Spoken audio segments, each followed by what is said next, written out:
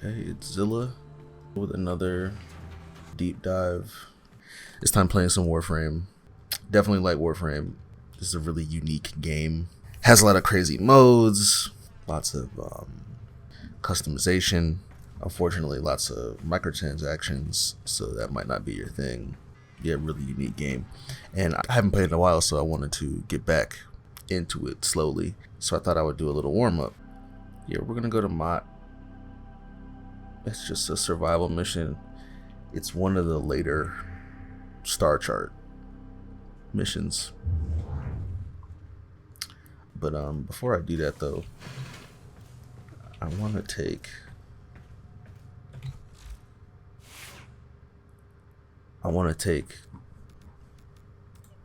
my Rhino, which is basically invincible. So if I look at the mods on this, and this is actually a really old build.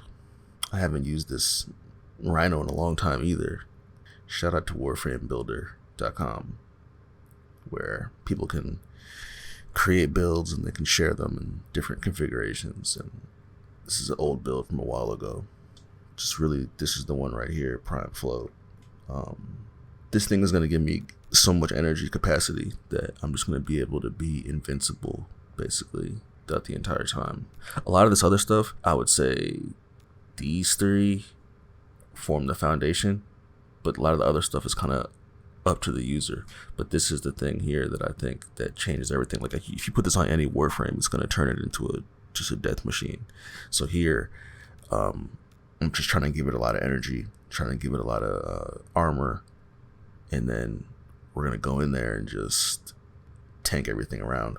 Rhino has a bunch of cool abilities that are not bad. This, his fourth ability, Rhino Stomp, can be really effective. Area of effect, attack, roar, as far as increasing damage for your teammates. Like, it's a good support thing. But this is the ability here. You basically get impenetrable armor, and it could absorb damage. So as long as I have energy, I'm going to be able to keep on casting this over and over again.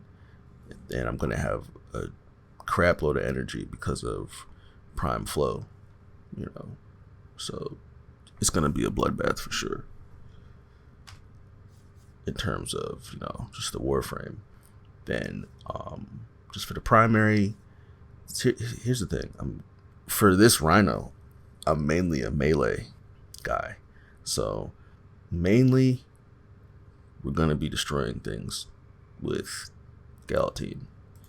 And same thing, I got this build. I can't believe I was able to basically max out all the mods on this without really having a forma at all. So that's kind of crazy, but this is going to come down to Cleaving Whirlwind. This is going to really form the foundation of how we're going to operate. A lot of the moves that come with Cleaving Whirlwind are going to be used. I'm going to turn this thing into a fucking tornado. Maiming Strike, definitely give us some crits, really, really drastically increasing critical chance from the slide attack in particular, because the slide attack is going to give us some area of effect. So this is going to make the slide attack critical. Critical damage is going to be crazy. Yeah, attack a little bit faster, which is going to be good because Galatine's heavy. Reach, yeah, give us some more range. So yeah, this is going to make, and then obviously some pressure point for extra damage. We're going to get multipliers for combos, and we're going to be able to register combos from consecutive hits. So it's going to be like, I'm going to be able to multiply 5-10 times damage on some of these critical hits. So yeah, Galatine is going to be really the weapon of choice for most of this. But for primary, I want something automatic. Just a classic Soma Prime. This is pretty old too. I haven't even finished maxing this out yet, but I already put 3 forma into this, so I've definitely had to kill lots of people to make this happen.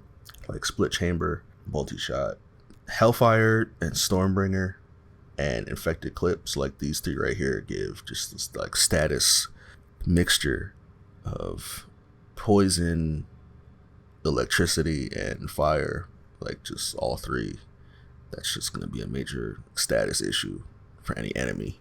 Bladed rounds, just more critical damage. You know, just more crits, maxed out duration for damage, and more critical damage. Just basically damage.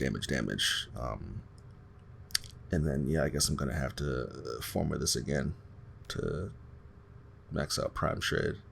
But this thing is this thing just tears through people. It is automatic, so I just want something that I can easily use in a pinch. I'm mainly gonna be melee, but I want something that I can use in a pinch. And then I don't do secondary weapons because it lets you move a little bit faster. So like between these two, I'm only going to take 2 weapons. I'm only taking the Soma Prime and the Galatine. Like, that's it. Yeah, we're going from there. So here, you know, basically,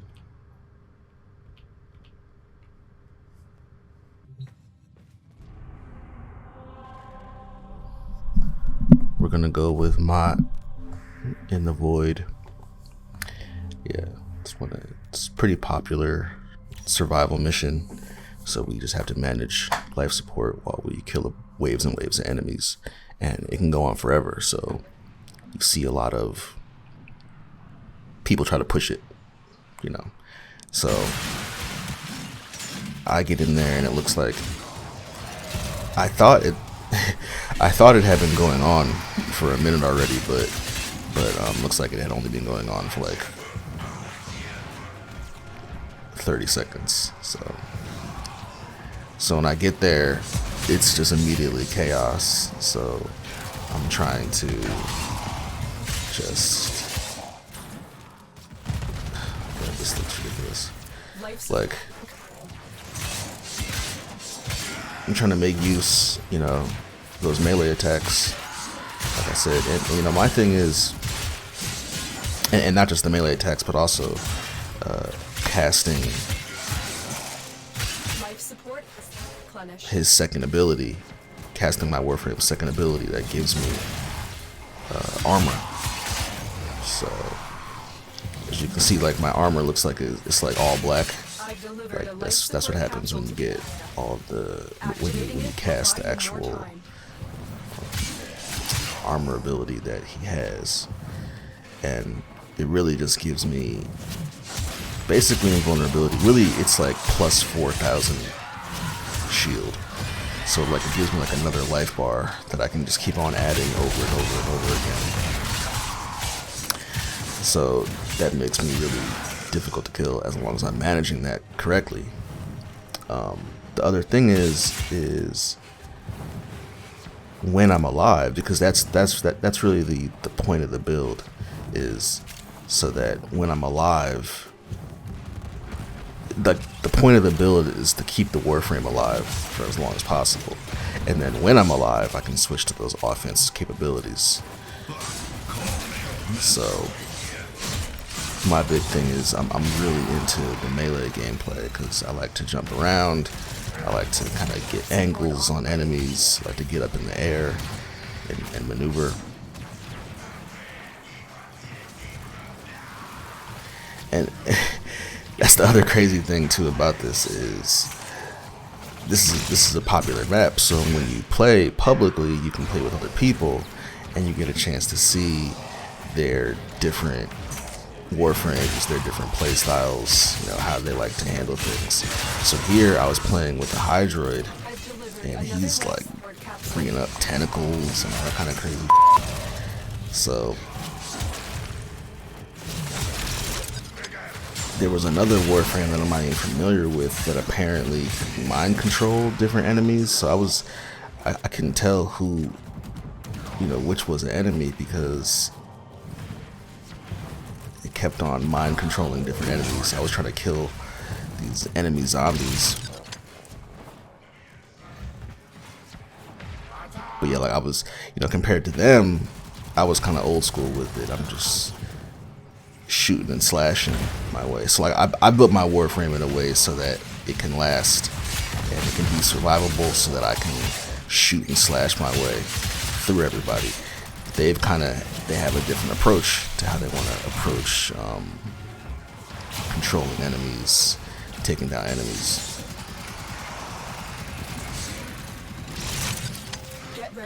So I've not used Hydroid like that, so I don't really know what its powers are doing.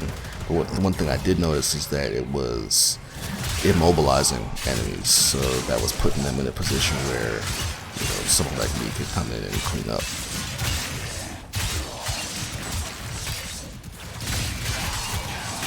And I got into a situation here when I was kind of by myself. And, typically I've tried to stay with them, and staying with them, creates a lot of chaos because you get all these like mixing powers and stuff like that. So if you end up getting alone, then you're going to have a lot of enemies that are focused on you. And for me, it's not really a problem, but that can be a problem, later on. And then while I'm doing this, it looks like Vor shows up, mini boss, but when I'm fighting these enemies, I don't see him. Like, I didn't see him, so he must have been around wherever my teammates were, up in the top left corner. He must have been over there, and they must have been dealing with him. One thing to note is that at this point in time, I have like a 12 times multiplier on my spinning attack. So, like, when I'm attacking people, I'm getting like 12 times damage on some of these attacks if I can just keep up some of those combos for as long as I can. And it gets very, very dangerous. Looks like it maxes out at 12 times.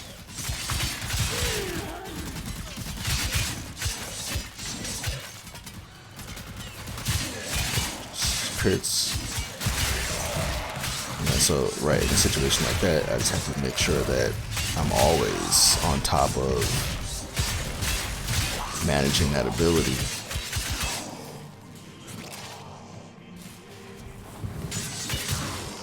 Top right corner, you can see plus 6,000. So, like, it's just like plus 6,000 extra armor. It's crazy. I don't even know how I got that high.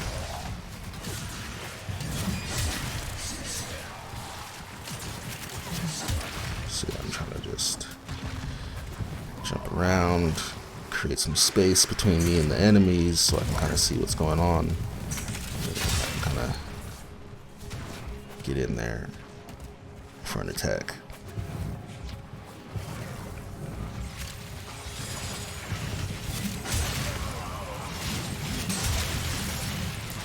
That's one of my favorite things, like getting up in the air and coming in and slamming down. It's just a really effective way to kind of see what's going on, reassess the situation, and then kind of stun the enemies.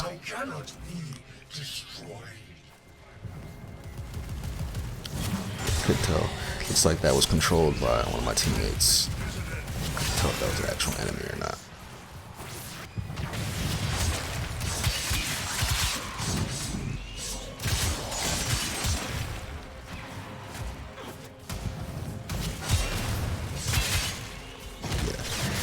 I don't even know what that was. Like, it's one of these newer things they added.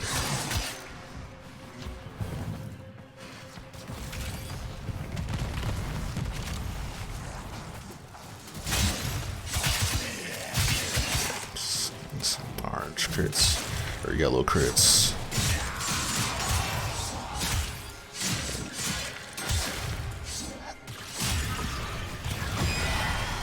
I definitely try to rely on some of those combo multipliers, because when you get surrounded by lots of enemies like that, it ends up being really meaningful to get that extra boost to damage.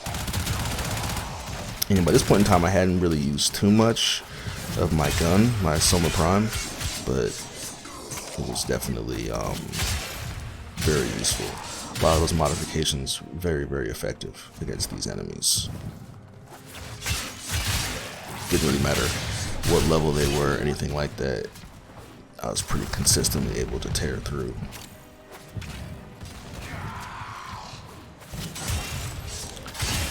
Yeah, I personally just love just like getting right in the middle, like when I see these like big bubble enemies and stuff like that, and the mini bosses, like they try to get in here and just try to act like they're all tough. So I was trying to just get in there and get tanky.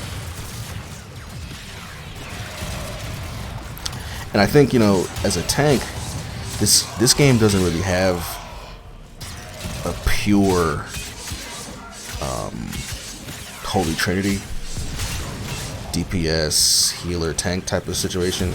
They have some things that lean in those directions, but everything has to be a little bit of DPS, and then it kind of leans in different directions.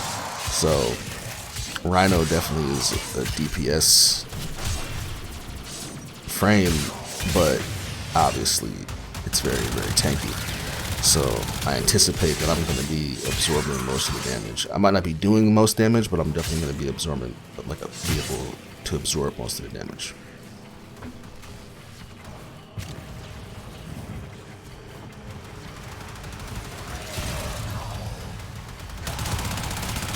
And yeah, like, even though I'm a melee guy, being able to have that projectile weapon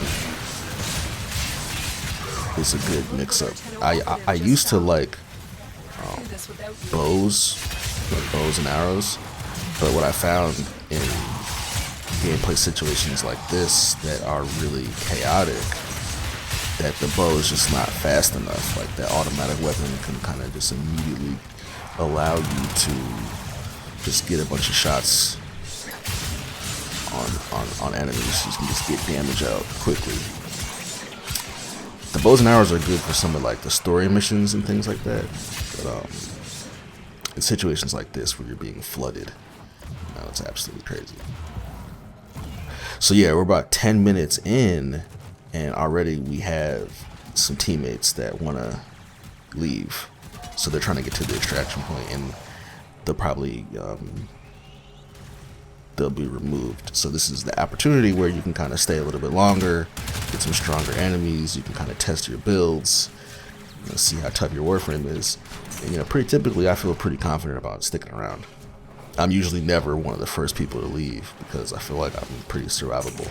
And this is one of those scenarios where, you know, that shows up, where if anybody is dead and needs a revive, I'm pretty confident that I can get there and do that because of Rhino's ability to survive. Just basically invincible.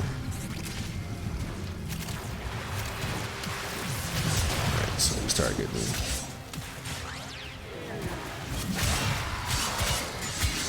more enemies, stronger enemies, a little bit more aggression. I think we're down a person. Yeah, so this guy ends up leaving. So I knew, you know, a situation like this, it's like I was maybe gonna get stuck alone in an area, could have some enemies to myself. And that's the thing, it's like when you're survivable, then your team doesn't have to babysit you. You know what I mean? Like, they don't have to, like, they can kind of focus on what they're focusing on. And then if you're in trouble, they can kind of help you out. But like, if you're survivable, then you're not ever going to be in too much trouble to where you can't handle yourself. And, you know, for this kind of game type where you're kind of spread out, you definitely want to be able to take care of yourself.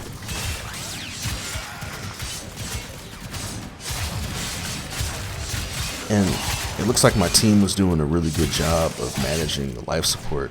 With the way that this game type works, the enemies will keep coming, and if we let the life support system go down to a certain percentage, then we'll all die.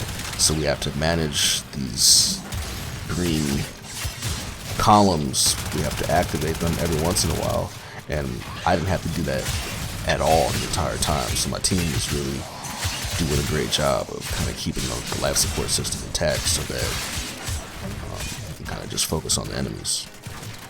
You know, if you're playing this game type solo, then you can't just kill enemies the entire time. You have to spend some period of time actually making sure that you have enough life support. But, you know, when you have teammates like this, they're going to be on top of that. Additional support has arrived.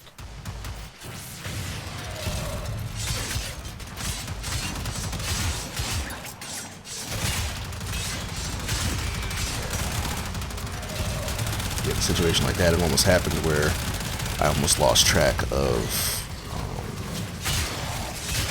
my shields and my health. So I could have died by accident because I didn't cast the ability quick enough. So that's when it's important to kind of reassess the situation and make sure that your abilities are casted. And then my team showed up anyway, so.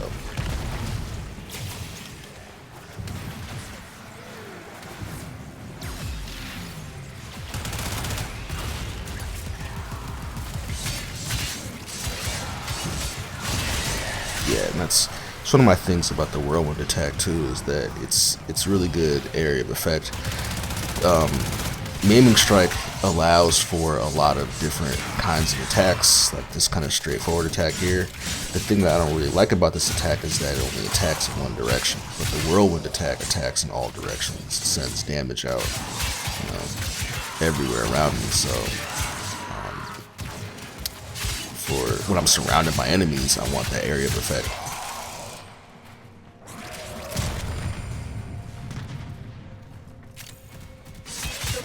That was Rhino's fourth ability, which is another area of effect attack.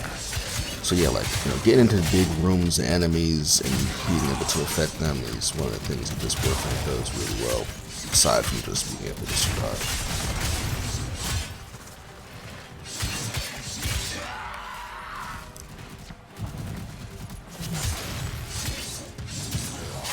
Yeah, this green glowing thing here, I typically need to manage that, but I don't really need to manage that at all. Things almost got hairy there. And what's important here too is making sure that I have enough shields so that in a situation where I get caught in between casting his ability, I don't just immediately die. Like, I have enough shields and I have enough health to be able to absorb a little bit of damage without needing to cast those abilities to stay alive. But there's more than enough energy. Thanks to Prime Flow, I can carry loads of it, up to like 400 something energy. And I think it's only 50 energy for me to cast.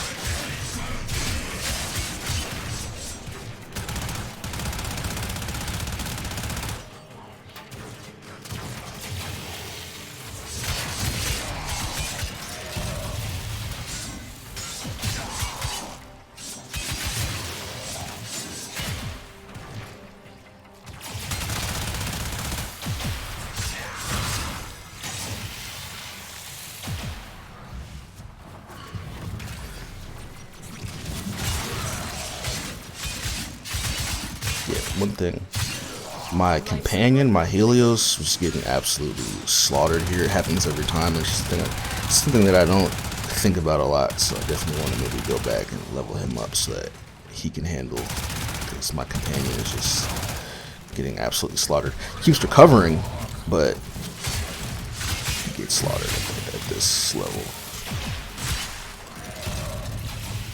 So yeah, this one thing, I have to be careful with these enemies because they have ability nullifiers. So if I don't have the ability to cast his second ability, the Armored Skin, then I could die pretty easily. So I had to make sure that I kept my distance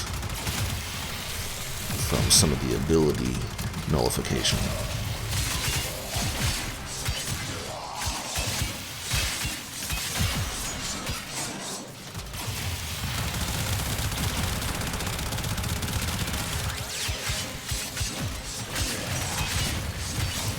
Enemies are a little bit spongier and a little bit more damage, but you know, in general, we're still able to deal with them with little issue. Yeah, I just love that about the Soma Prime is that it's automatic, it's a high rate of fire, it has a lot of impact, so it stops the enemies right in their tracks. Then they're just getting status effects. Like it's really a death trap of a gun, and it's really effective at this for this type of game type.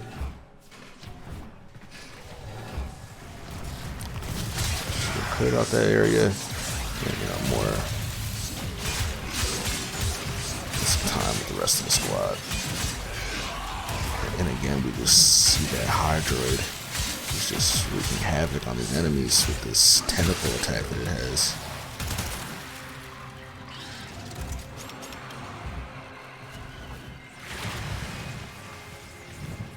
Yeah, that's the thing. It's like a lot of these Warframes are not necessarily my cup of tea. It's not really my play style.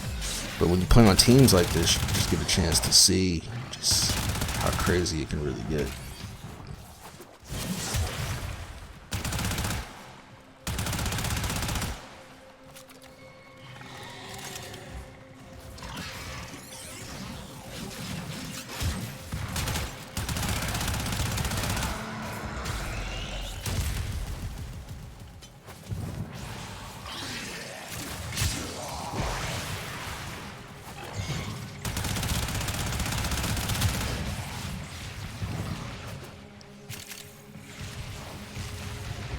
So I think it's increments of every 5 minutes.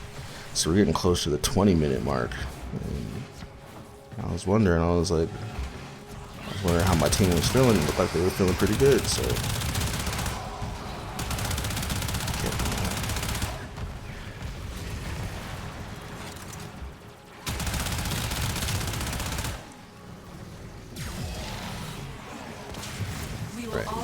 you get items every time. Oh man, just jumped right in here.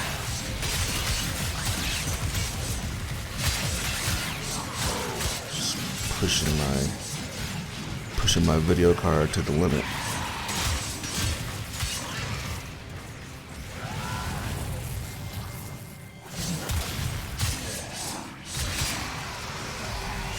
And again, when you have a tanky Warframe, just helps you feel that much more confident in jumping into hectic situations.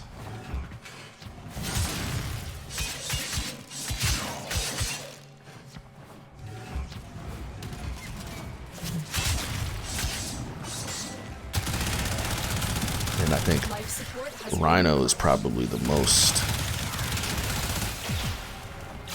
Rhino's got to be the most tanky.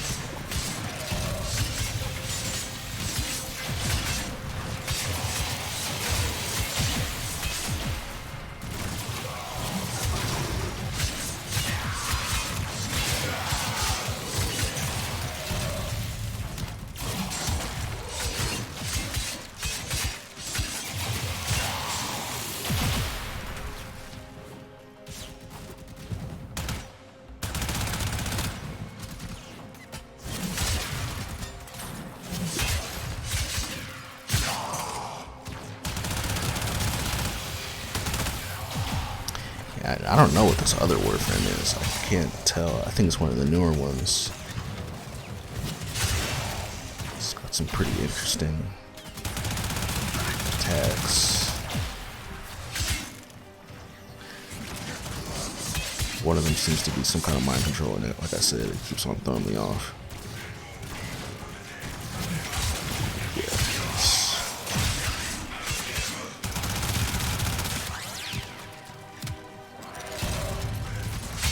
I think I was actually getting close to running out of ammo, which doesn't typically happen. But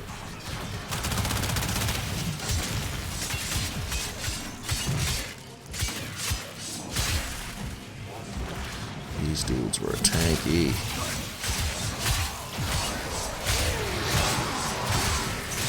I gotta be careful because sometimes the water actually slows you down, depending on what material it is. So I gotta be careful because you need your speed. You need to be able to, stick and move and get out of there.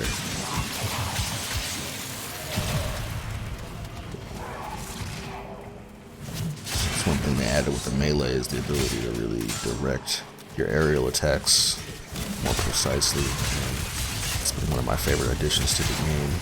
You have really tight controls with the melee. Not the tightest, but like they've improved that a lot. See, I don't know what happened here, but I think I just ran out of ammo. And I wasn't able to access my gun. And then a lot of these enemies had ability nullifiers, so I was like, it's getting a little antsy. So I knew I had to focus on melee for the rest of the match, which is fine.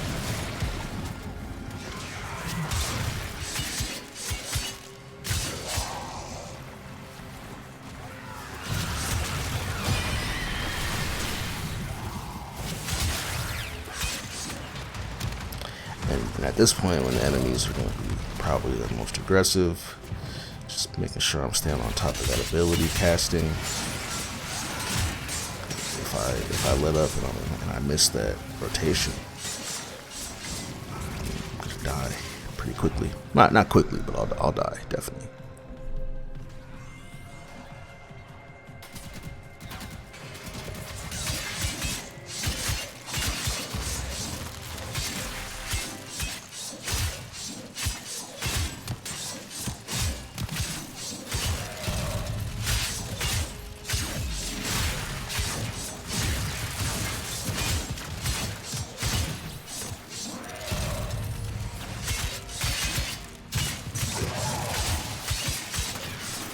Getting a little spongy there. And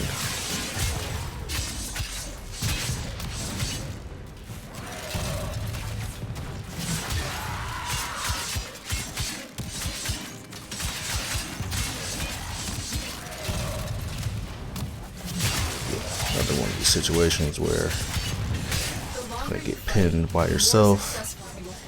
You gotta be able to survive, do damage. So I noticed that they were all at the extraction. So it says they're waiting. I realized you'd been there for 25 minutes, so it was fine. I was fine with that, especially since I had no more ammo, it looked like, so. Or whatever was going on.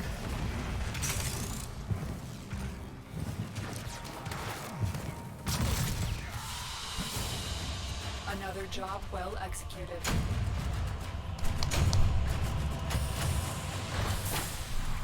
So yeah, 25 minutes. Decent run. That's pretty typical. You know, people don't like to stay typically for that much longer than that. Sometimes, obviously, you can go much longer, but you know, for when you're playing with just randoms, that was actually pretty good. Nobody died except for that one earlier, so that was pretty good. We didn't have to babysit anybody. As I suspected, I took most of the damage. This guy Evil King, so yeah, the Hydra did a lot of damage. Not bad. Second in kills, 315. The most melee kills definitely makes a lot of sense. Yeah, and doing stuff like this will tell you kind of what you want to modify about your Warframe, and you know, certain things like, oh, I realize I want to have more of this, or maybe make you want to try out a Warframe that you haven't tried out before. So yeah, Zillla, deep dive. Thanks for watching.